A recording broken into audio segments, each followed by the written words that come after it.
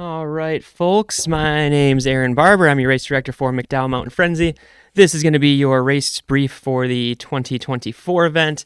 It's going to be an awesome event. We're just under 800 runners right now, so when you add in the race day registrants, we will be over that 800 runner mark. So big event. So lots to pay attention to. We'll dive right in. We're looking at a beautiful day on Saturday. It's looking like 70s, low 70s for the high and mid 40s for the low on both Friday night, Saturday morning, and Saturday night, Sunday morning. If you're a 50 miler, that's going to be going into the darkness. Still sunny in Arizona, so protect yourself from that sun. Even if it is low 70s, that sun can be pretty powerful. So get the sunscreen on and everything like that. We'll have ice and cooling buckets for hot and heaters around the start finish area as well for y'all going into the night. For packet pickup, we have two options to pick up your packet. One is going to be on Friday at Aravaipa headquarters right here in downtown Phoenix. So when we do it at headquarters, it's drive-through style, so don't bother getting out of your car or walking in. You can pull right around, honk your horn, and someone will come out and help you and give you your packet and shirt. And then the next day will be at the park starting at 6:15 a.m. If you want to register for any distance, you're welcome to do so. If you have friends that want to register, you're welcome to do so. We're not close to the cap that we're allowed on the trails, so there's plenty of spots left. So come on out and enjoy the day there. Leading into that as well, getting into the park. Typical Maricopa County Regional Park process where it's going to be $7 if you don't have the annual pass. It's easier if you bring exact change. It cuts down on the line, and you cannot buy an annual pass in the morning. The line's just going to be too big going into the park. The gates are going to open at 5:30. So with the 50 miles starting at 7 a.m., you have an hour and a half prep time. Don't try to get there at 5. The gates are going to be closed, and it's going to be cold and dark anyway. So 5:30, gates open for all distances. We will be at the comp lot, which is across the street from Javelina, if you're familiar with that. So enter the park, we'll turn to the left. Once that lot fills up, we'll start using that Four Peaks lot where Javelina is located for overflow parking, and we will have staff and volunteers to assist with all of that. If you wanted to do 2 races, we have our Mayhem Night Trail going on in the evening. So if you haven't signed up for Mayhem yet, you have the option to do so on site or at any of the packet pickup locations. You get a unique double down award, little bottle opener with a magnet on it, and you can do the 5 mile, but Mayhem has a 5 mile, 10 mile, and 25K option. So don't forget to double down. In terms of the whole event at Frenzy, there's a lot going on, so we'll kind of get into that a little bit before I touch on the actual courses and distance-specific stuff. But this is the finale for our fall Sonoran Cup, and we'll be doing the awards at 11:30 a.m. For the top 10 men and women in the fall Sonoran Cup. Those top 10 will get a free entry into the championship event at Damn Good Run this April. This will all be, I've got a runner email coming out that you'll probably have this video attached to it, and all that information is there too. And then make sure to tune into our Sonoran Cup preview show as well. That will be debuting on Wednesday afternoon at some point. Chris Warden, AJW, and myself previewing the 25K race that's going to be going down at Frenzy this weekend. But Sonoran Cup awards 11:30. We're also going to be live streaming this 25K for the Sonoran Cup, so that's exciting. And if you didn't know, December 7th is the day that the lotteries for both Western States and Hard Rock are being held. We're going to have our big screen out there, as we have in the past few years, airing those lotteries.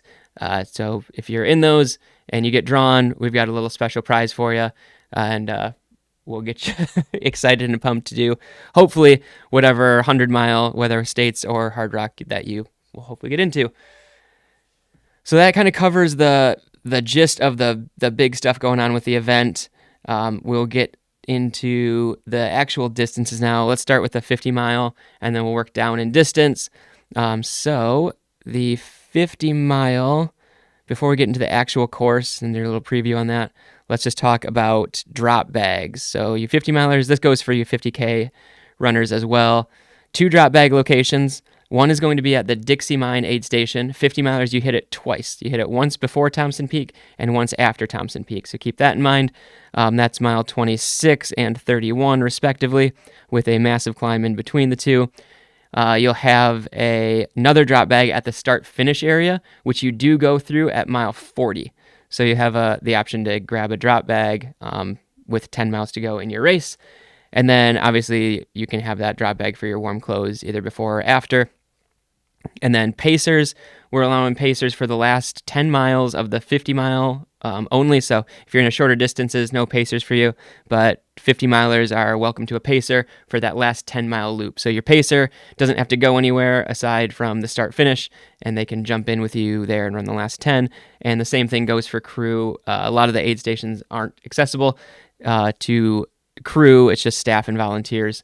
So we're going to have crew just at the start finish area for 50 milers, and you'll come in, like I said, at mile 40 through there. And 50K runners, yeah, we said the same thing.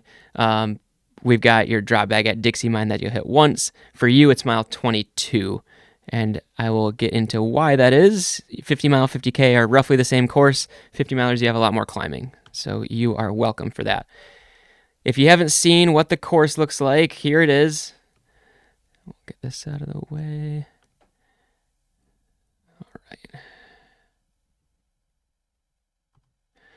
All right, here is your course. So I'll kind of give you the brief summary and maybe some tips. So you're going to be at the start finish at the lot. We're going to go roll right out of the lot and take a right turn, cross the road, and you're going to go through the Javelina lot onto Escondido Trail. So this is all really early into the race. Escondido kind of has some rollers on it, and it kind of winds around a bit, but overall it's fairly flat. For the first 7 miles or so, you're going to be gently going uphill. You're going to roll by Escondido Aid. That's at mile 6.5. Escondido Trail down here, like I said, it kind of zigzags back and forth. Once you get to Escondido Aid Station, the trail is more gentle, straighter, I'd say easier running. You're going uphill at this point, but it's really, really gentle. You can barely feel it until you hit Granite Tank Aid Station. Granite Tank, you no longer do the gooseneck loop up in this area. They closed this off. That's why we're doing more stuff down in the southwest corner. Granite Tank Aid at mile 11. So here's where we get into an important thing to think about. Your next aid station, Coach Whip Aid, we have to hike that one in. There's no vehicle access, so all the supplies are going to be staff and volunteers hiking it in with backpacks. So that makes resupplies really difficult. And the stuff that we can bring out there is way more limited if we could load trucks up. So I'm confident that we'll have enough water and liquid and stuff at Coach Whip, but keep that in mind. There's 110 runners in the 50 mile and low 200s in the 50K that'll be going through this aid station. So fill up at Granite Tank, use this as your big aid station, and use Coach Whip more as a stopping point, top off situation.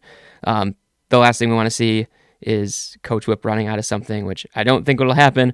We'll do our best to not let that happen, but try to keep that in mind that this is a more limited aid station. Granite Tank is your big one. Dixie Mine's also a big one. But Coach Whip, understandably, we're hiking it in, so it's tough to get a ton of stuff out there. So after you fill up at Granite Tank, going to go into the Sonoran Preserve. We got some really cool rock features in this area. A little bit of downhill, back on the Pemberton Trail for a bit, fast miles here. So really, until you get to Coach Whip Aid, the course has been on the easier side. We're sitting at 18.5 miles for Coach Whip, and then it changes. So you 50 milers get a bunch of hills now. So that's you have your first 18 as a flat, fast race, and now it turns into a mountain race, with your first climb being East End. And then I'll explain how this is going to work in a second here. Going to get out and back on East End. Then you're going to do an out and back on Wingate. And then we're going to roll up and over Bell Pass. And then you're going to hit Dixie Mine Aid Station. You're going to go up Thompson Peak. That's the biggest one. It's pretty steep, some paved sections. and then back down Thompson Peak, and you're going to hit Dixie Mine a second time. So for these out and backs, we have volunteers at the top of each one. They're going to have a timing gun. They're also going to have a silicone wristband, like Livestrong bands back in the day, that they're going to pass out to you. You can put it on your wrist. You can put it in your pocket. I don't care what you do with it, but that's like that's your proof that you made it to the top. It's a little fun thing. We should have timing there to prove it as well, but grab your wristband at the top of, and they're all customized. They're different colors. They say different things on them, East End, Wingate, and Thompson Peak. So grab your wristband at all of these. Then you hit Dixie Mine Aid for your second time. You'll have a drop bag at Dixie Mine both times. When you're done with your drop bag, make sure you put it in the used drop bag pile. We'll try to do, every time we have a truck coming back from Dixie Mine, we'll grab the used drop bags and bring it back to the start finish. Otherwise, Dixie Mine closes at 6 p.m. and drop bags should be back by 8 p.m. And if you can't get it the day of, they'll be at the office. So after Dixie, you're back to an easy course. So we're going to be going downhill all the way to Gate Aid Station, another one that you hit twice.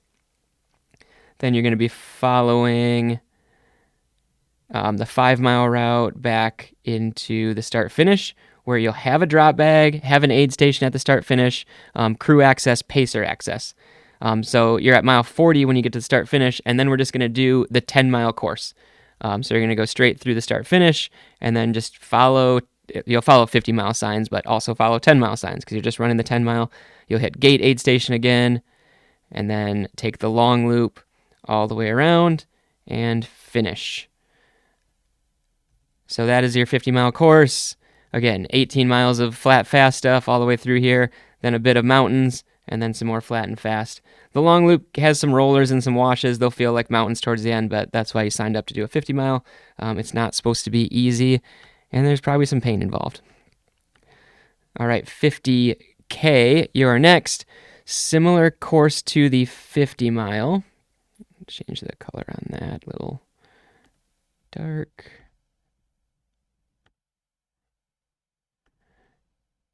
All right. And 50K. Lovely. We'll see if we can get that profile up for you. Technical difficulties. All good. Thank you. Caltopo. All right. We're going to pass on that. But we can go 50K course. I'll just kind of guide you through it. It looks really similar to the 50-mile minus all the out and backs. So same thing. We're going to be at the start finish right down here. Keeps popping up, huh? Okay. Start finish right down here. Same as the 50-milers. We're going to cross the road onto Escondido. Trail, kind of roller coastery, zigzaggy, ups and downs, but nothing major. Get to Escondido Aid Station at mile 6.6. Oh, we got elevation now. Then we're going to be rolling to Granite Tank at mile 11 and a half or so. And again, for you 50K runners, try to top off at Granite Tank and use Coach Whip as your just like a refill station. So get all your necessities at Granite Tank, top off at Coach Whip if you need it. And for you, mile 18 to mile 22, it's only 4 more miles to Dixie Mine. So keep in mind that we had to hike all the stuff into Coach Whip and prepare accordingly. So you skip all these out and back. So there will be like the 50-mile course goes up East End and up Wingate and up Thompson. There will be signage there that say 50K straight. Don't go up those. So follow 50K course markers, cut out all that climbing. Maybe, laugh at the 50-milers going up and down while you just stick to the smooth trail. There is a little bit of a climb right here up and over Bell Pass, but it's nothing major. It's nice smooth trail on both the climb and the descent. You'll hit a little bit of service road right before Dixie Mine, hit the Dixie Mine Aid Station, tiny climb right here. Then we're going to be going downhill all the way to Gate Aid Station, and then just like the 50-mile, we've got a last little climb. It doesn't look big on the elevation graph, but right here, T-Bone Ridge, you'll feel it. You'll definitely feel it. But then it's all downhill to the finish line. So 50K, that is your course. Let's talk about the 25K, our Sonoran Cup route. Looks like a lot right here, but we'll guide you through it. The 25K is the 10-mile loop and then the 5-mile loop. So you'll have your own signage and everything, but just keep that in mind that you're just running a 10-mile race and then you're running a 5-mile race. So to zoom in to start, it looks like there's a lot going on, but we marked this really well. And a lot of it, like in this area, these are bridges and tunnels, so it's not technically an intersection. You'll know right where to go. So 25K, you start, you don't cross the road. We'll actually just take those markers away, so there'll be no other option for you. So you'll just go straight up. It's pretty gradual and fast on this section. It's a really nice, smooth trail. We'll start going downhill, and then we're going to go underneath a bridge right here. It's not an actual trail junction. And then we'll follow this down. And again, we're doing the long loop right now. You'll hit your first aid station gate at just about mile 4. You'll follow the long loop all the way around here. Again, it's not a ton of climbing, but it is kind of like rockier in this section and some rolling hills, a lot of washes and stuff. Then you're going to come up through the start finish again. You're going to take off the same exact way you did the first time, and then follow it around. This is where your course deviates right here. So you'll have to pay attention. There'll be a 25K first time through, 25K second time through sign right at this junction right here. So first time through, you'll go this way. Second time through, you'll go this way. And every time when there's a critical junction like this, there will be signs that say critical turn ahead about 100 yards before the junction. It'll say 25K first time through right, 25K second time through left. There'll also be 10-mile and 5-mile signs. So make sure you just follow the 10-mile course first and the 5-mile course second. But this is a nice downhill, pretty fast here, kind of some rollers in this section. And then you're going to make your way up to Clay Pit. Is just going to be literally a table with some water on it. So it's not a real aid station, and it's really close to your finish. It's just so the 5-milers have something on their course, but literally just water and nothing else. Up over T-Bone Ridge, down the hill, and finish her off. And that is your 25K course. So, like I said, that was just the 10-mile and the 5-mile together, but we will still talk about both of them.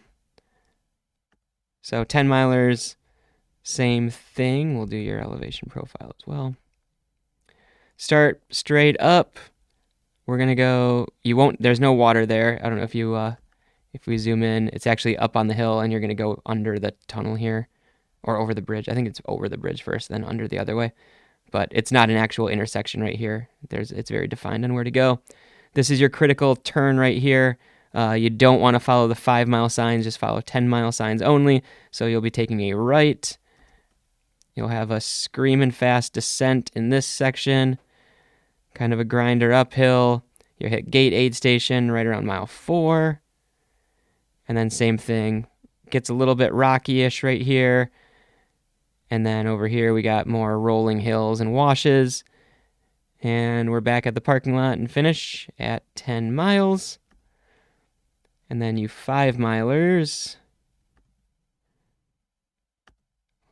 I like that color, so that's going to stay. 5 miles, really fun course. I've run this in the past. I've had a blast on it.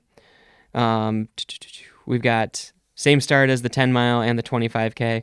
We're just going to be gradual uphill, but really smooth trail. I'm going to fly down over the bridge, critical turn right here, take a left, follow signs for 5-mile only, screaming downhill. There's some rollers in this section and it's like some mountain bike features. Then we kind of got a grindy climb. You're going to hit, if you want, there's a water stop, but it's not a full aid station. It is a table with 2 igloos on it, just water only. So stop and grab some water if you need it. You're going to hit a really short, steep climb up T-Bone Ridge. And then once you get to this area, you kind of crest the ridge. You can see the whole start finish. Fly down this hill and finish her off. So course marking, everything's gonna have. We go over this at the start finish as well, but you're gonna be following orange and black ribbons. Mark the correct way, along with orange pin flags. Those are the right way markers. Blue and white are wrong way markers, along with wrong way signs. And like I said, anytime there's a critical junction, that'll be marked with a sign that says critical turn ahead. You're also going to want to look out for your distance specific signs. So we'll go over that at the start of the race, but there will be distance specific signs for 50 mile, 50K, 25K, 10 mile, 5 mile. So make sure you follow those, keep your eyes zoned in, ignore everything else. If you're in the 5 mile, just follow the 5 mile signs and they'll tell you exactly where to go. But I think I covered everything that I wanted to talk about in this race brief. This will go out attached to an email. If you have any questions, feel free to reach out to me. And we hope to see you out there at the 2024 McDowell Mountain Frenzy and Mayhem Night Trail runs. Going to be a big event and hopefully a lot of fun. We're looking at beautiful weather and a great day. So get your good luck with your taper, and we will see you on Saturday morning.